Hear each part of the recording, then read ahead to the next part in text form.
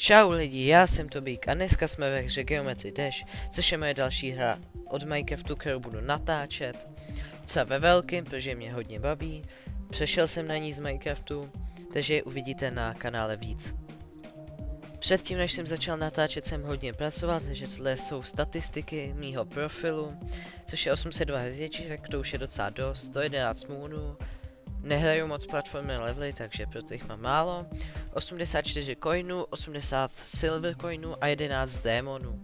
Démony mám tyto, ty nejjednodušší, jako je The Nightmare, The Lightning Rod, Platinum Adventure, anebo Shiver, dále jako I Spy with My Little Eye, což byla pro mě docela challenge, ale zvládnul jsem to. Crescendo, Play with Fire, docela pěkný level. Invisible a Boss Rush 2, což byl můj největší challenge. Ale zvládl jsem to za 2 hodiny a 39 minut a to bylo docela těžký. Můj další démon je Lone Traveler, je to medium démon, už jsem postoupil z easy démonu na medium.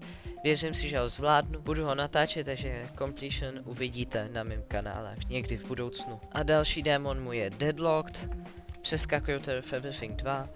Chci udělat Deadlocked, je zajímavý a tam to si nechám nakonec. Clubstep už mám hotový, škoda, že ho nemám natočený, ale vůbec to nebylo jednoduchý na dokončení, ale zvládnul jsem to. A to je pro tohle video zatím všechno. Já se s váma loučím. Čus.